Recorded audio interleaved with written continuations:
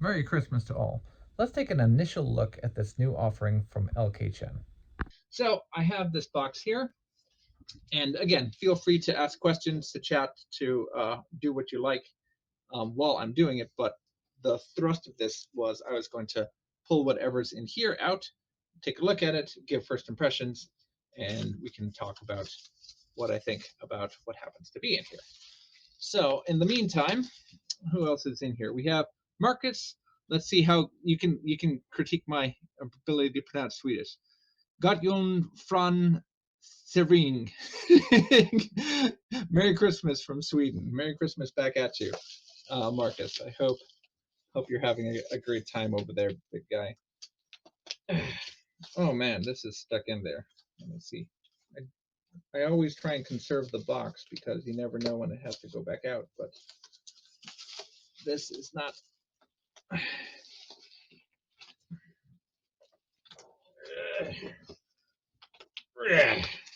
This is really stuck. Um, Here, I'm gonna have to make a couple extra incisions on it. Couldn't quite do it this first time.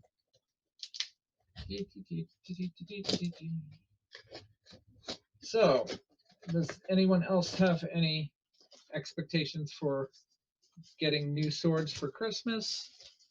Does anyone hope that they'll get any new swords in the new year?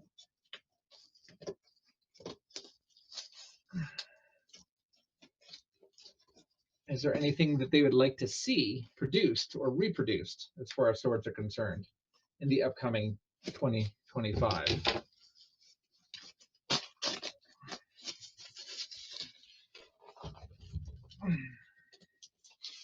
We all have our dream swords, right?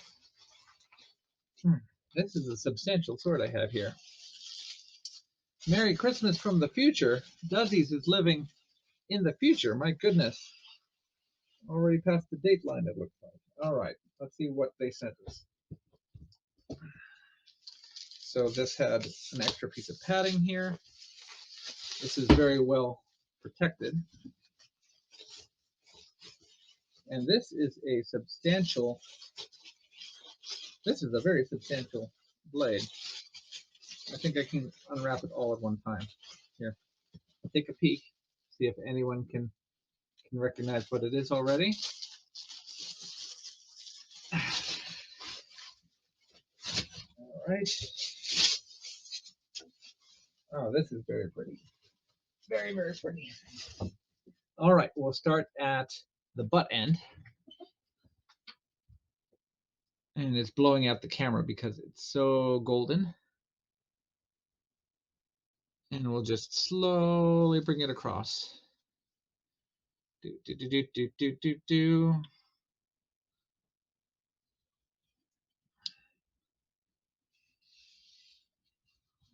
So who knows what this is?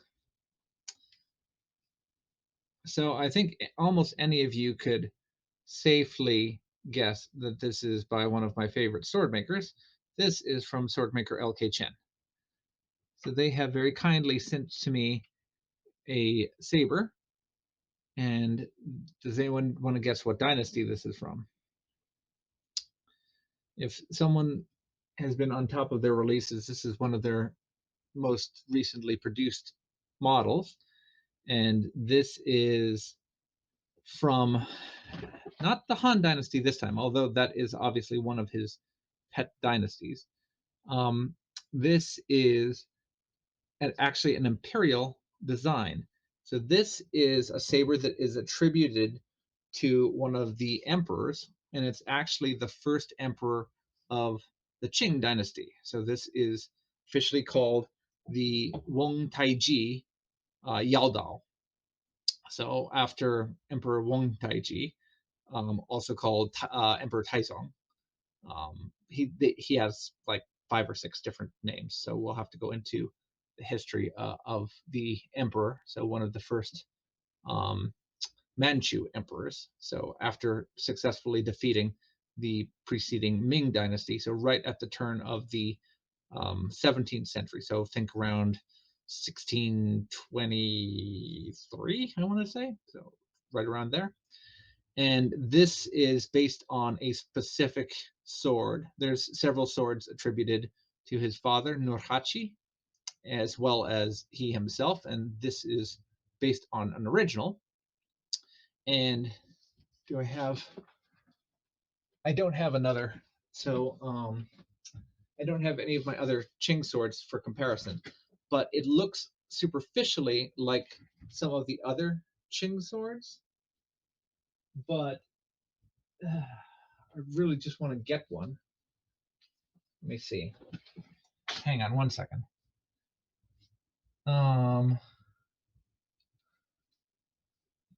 Here. So this is about the size of another Qing blade.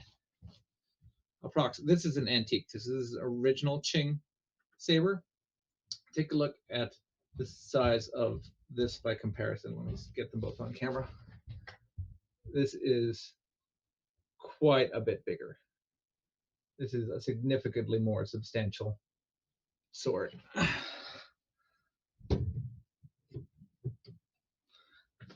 So yeah, this is the earliest types of. So this is a mixture of Manchu and Han design. So this is when we start seeing Manchu designs coming in to Imperial China.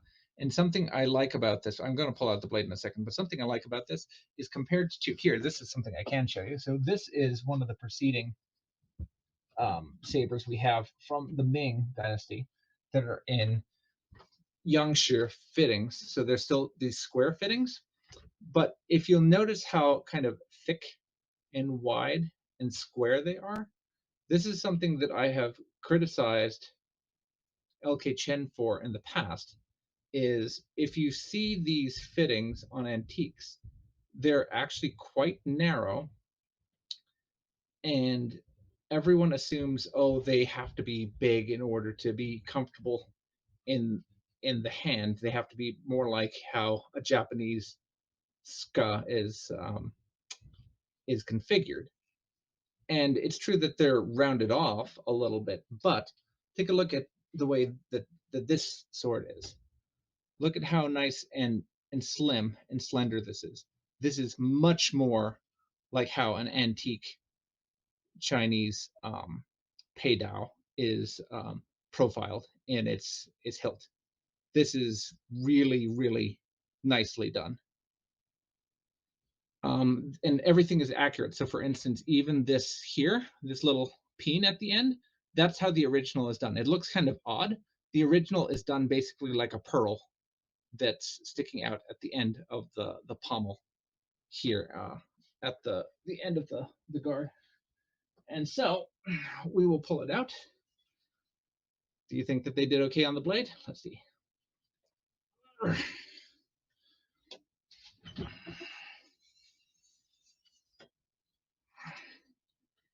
Ooh, let me wipe it down. It's got just a little bit of sawdust on there. Hang on one second.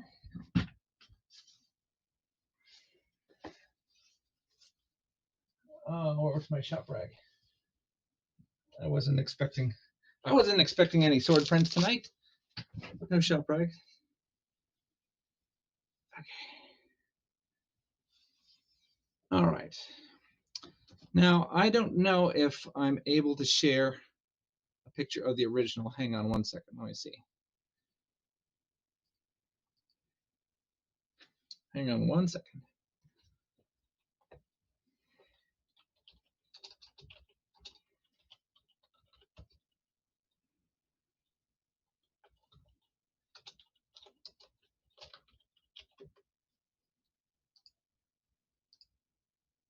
Yeah. All right. So, nope.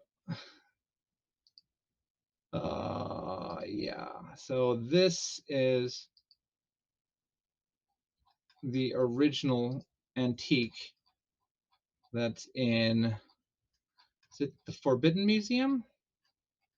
Why did this, I'm trying to pull up Peter Decker, but for some reason it's not coming up. Well, we'll just do it from LK Chen's website. It's not the highest resolution, but it'll still work. All right.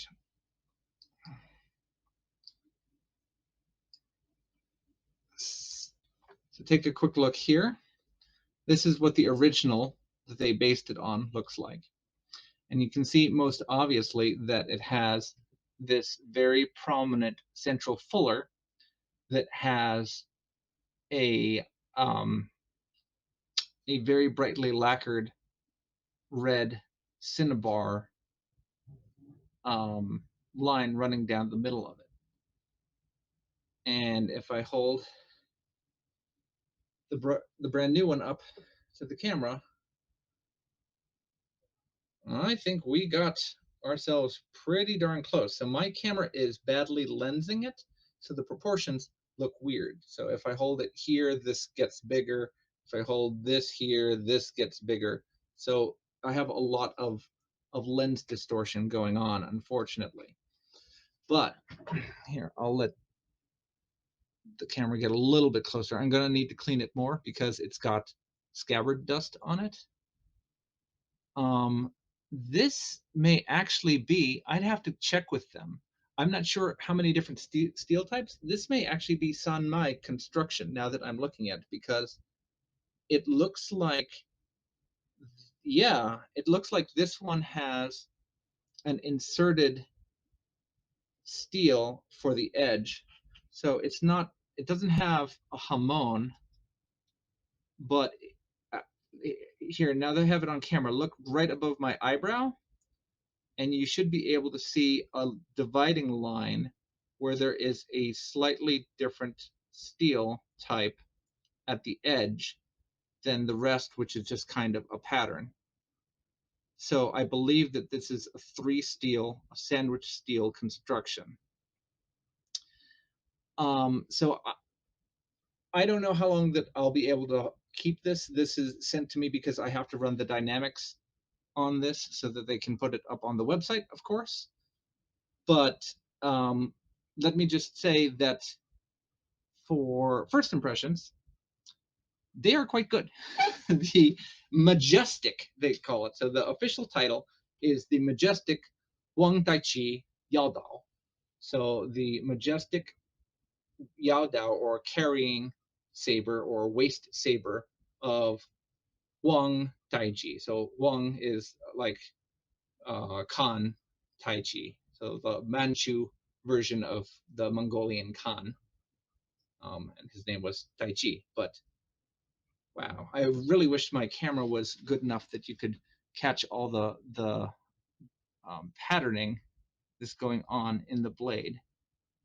But it is really spectacular. I'm sure no one wants to see how sharp this is.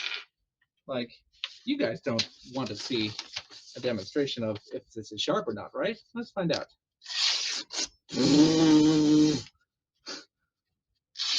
This is scary sharp. Hang on. Yeah. I'm not getting anywhere near that edge. That edge is disgustingly sharp. Oh my. Yeah, it has a false edge, and the false edge is not sharpened. So the false edge is about this long, so about 18 centimeters or so, and it could be brought to a razor edge, but it's not, and that is consistent with how most swords of this period are. But the rest of it, yeah. So I can see on my end.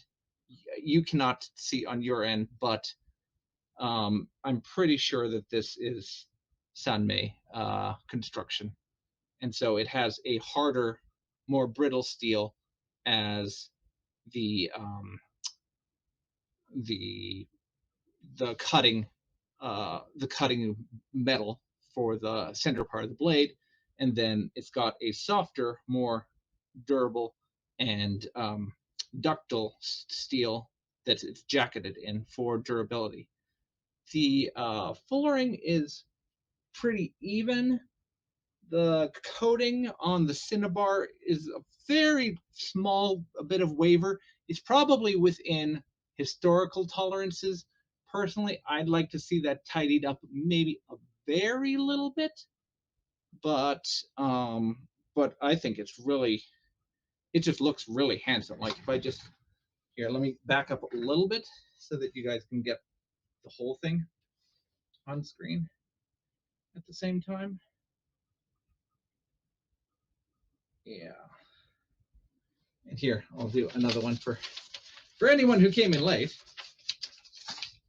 Shoop, shoop.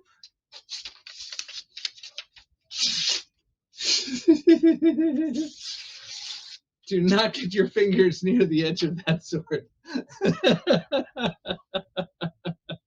This is one of those ones where I don't have to apply any force against the bottle if I take it out.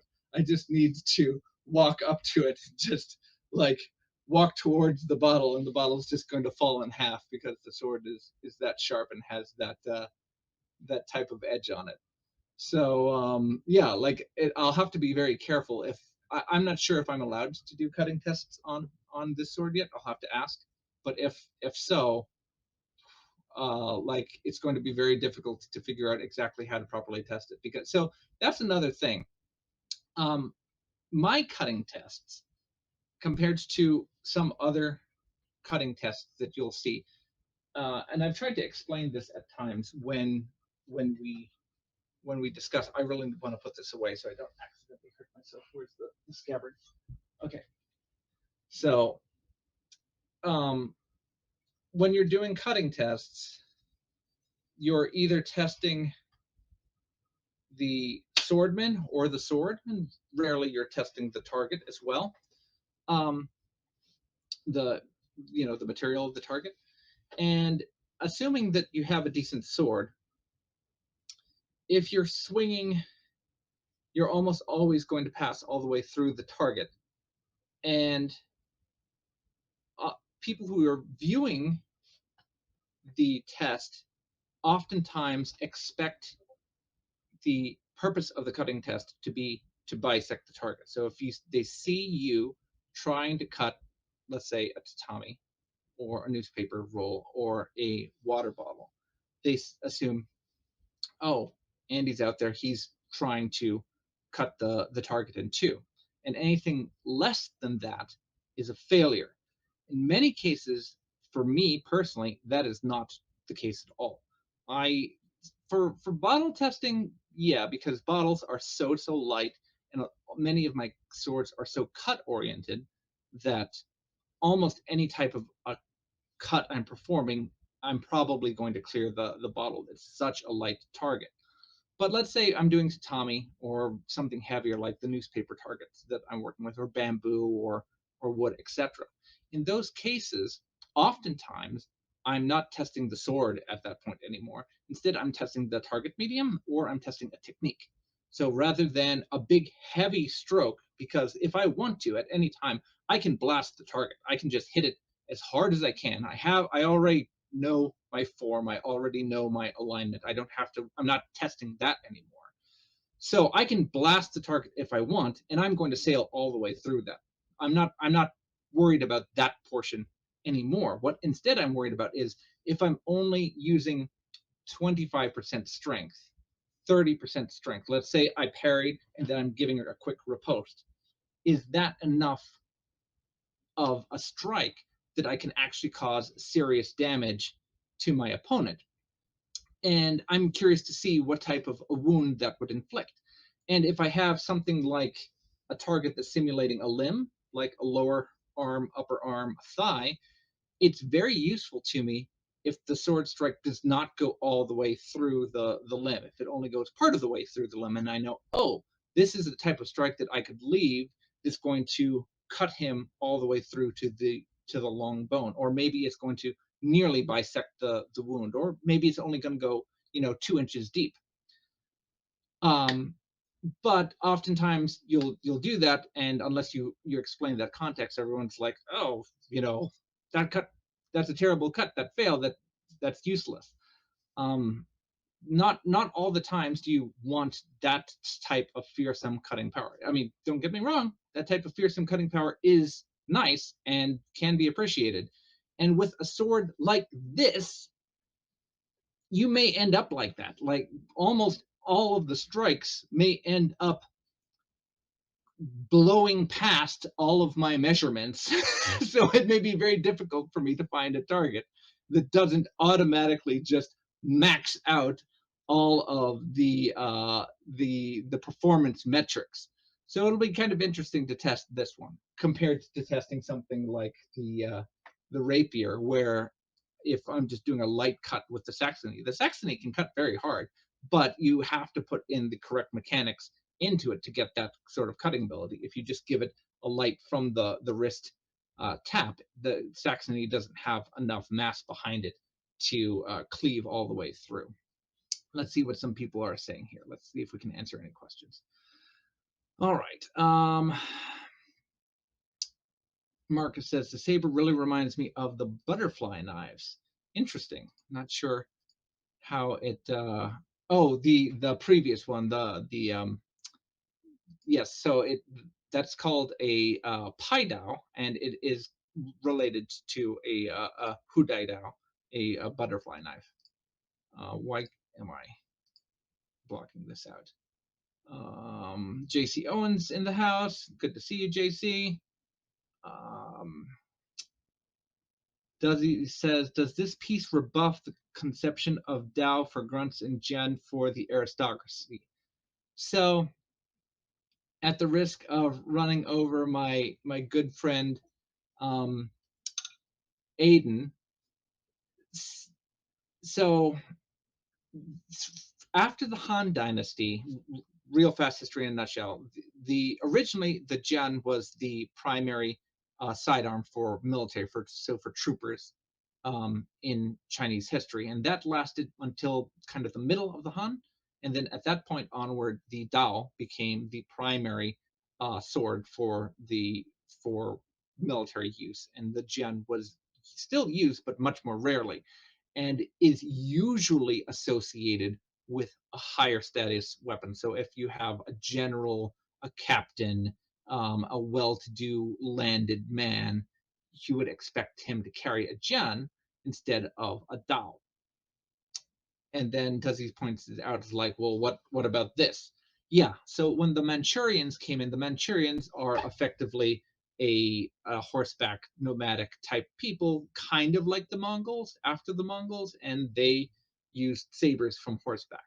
So after the Manchu came in, the Han Chinese were still there, and they, there's a melding of Han and Manchu cultures, and so you still have the Jian having a high place of reverence, but you do see Dao being elevated in status during the Qing dynasty in a way that you don't see as much in the Ming. So I'd say that happens more often during the Qing, perhaps. All right. JC says, if you ever have trouble getting all the way through, then angling the wrist back and doing a draw from the shoulder will usually do it. Mm-hmm.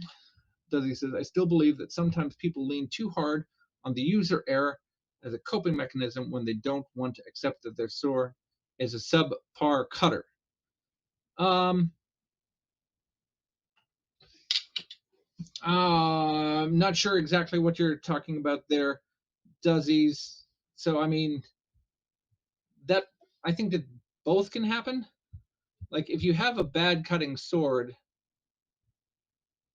then you're going to have trouble cutting with it. You can't make a subpar cutting sword awesome. It can be a challenge. Like, personally, like, I have swords that aren't great at cutting, and I like those because sometimes that can challenge me to see how well I can cut with them. But you should be able to tell if the sword is good at cutting from not cutting with them. The issue is if you don't have a lot of experience. So if you don't have a lot of swords from which to choose from, or you don't have a lot of exposure, and if you just have like one or two swords and one of them happens to not be very good at cutting, then you may not be able to tell that. You might not have that um, knowledge or experience available to you. So that's where it starts to become an issue. And then you're like, maybe it's a user issue. Maybe it's the problem is the swordsman, not the weapon. Marcus says, if you have confidence in your technique and you're comfortable with the weapon, you can deal as much damage as you please. Am I right? Well, yeah, I mean, uh, so there are techniques for all sorts of situations. Um, a big swing will deal tremendous damage, but you in a fight you may not have the opportunity for it.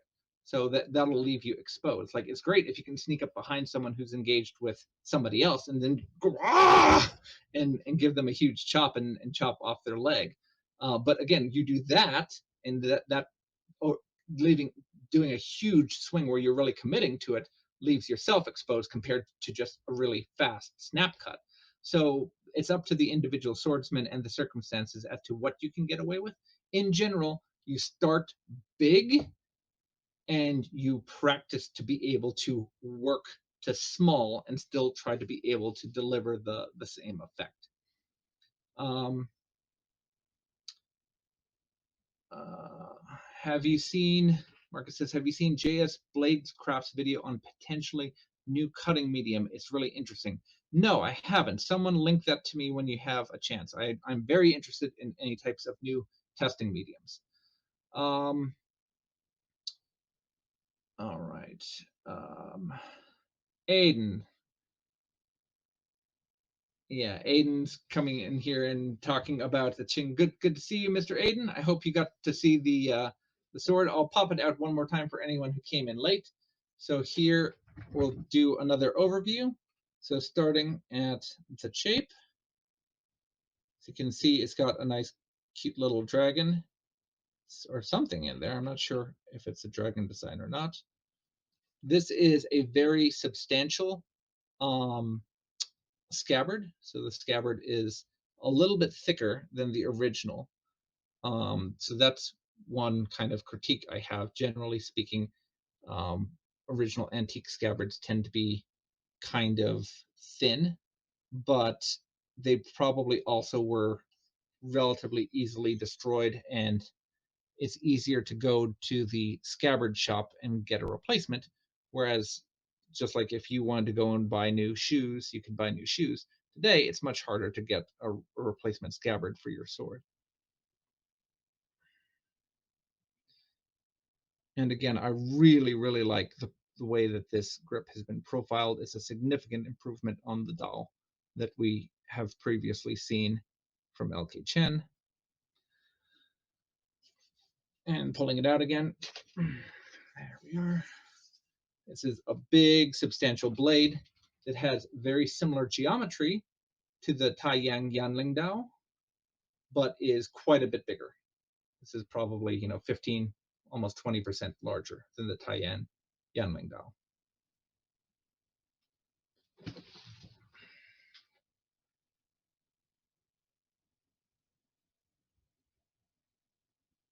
Big, beautiful blade. And again, Aiden, if you didn't hear this example that was sent to me, apparently is Sanmai.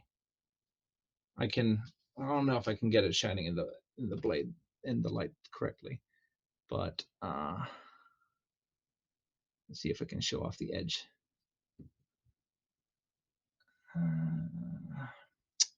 So hard to see. I'm trying to photograph where we can see the edge a little bit, guys. Almost looks like a hamon there on the edge. I'll have to get some beauty shots when I have a chance. But right now it is scary sharp and just a really, really pretty sword. Okay. All right.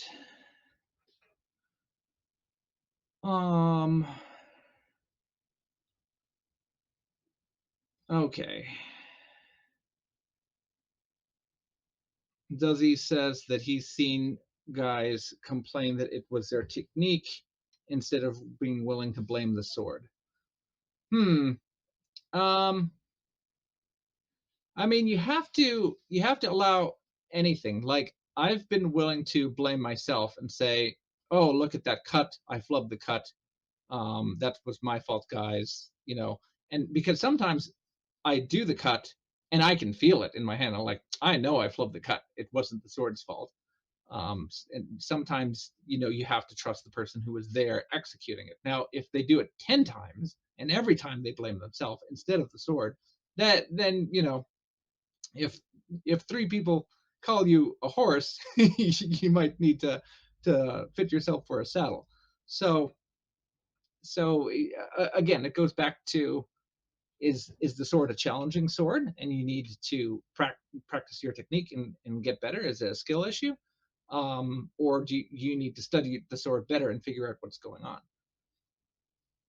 um, let's see what else. So Marcus is in love with the sword. Everyone needs to chip in a couple bucks for Christmas and help Marcus be able to afford this sword. I have to figure out what this is selling for right now, because it's beautiful, but I think this is one of the higher end examples from LK Chen. Matt Miller, hey Matt, good to see you. Glad that you could make it for the Christmas stream. I'm not going to stay on too much longer, but figured we could have at least a few people join us for the debut of the magnificent um, Huang Taiji Yaodao from LK Chen.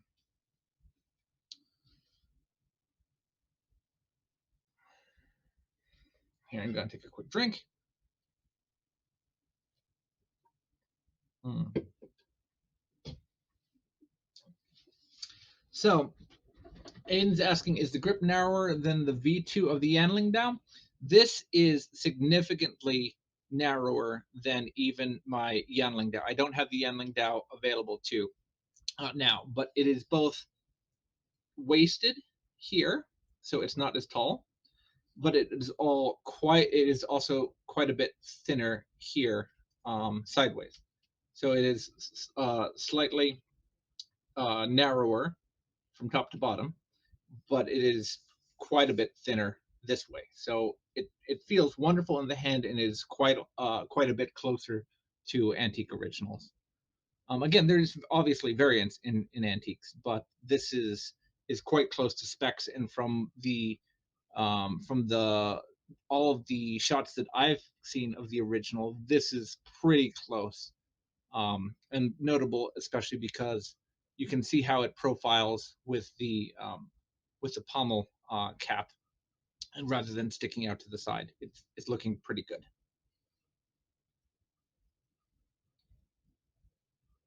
Marcus would instead for Christmas like the work of Tough Gear's new knives, steadfast to be specific.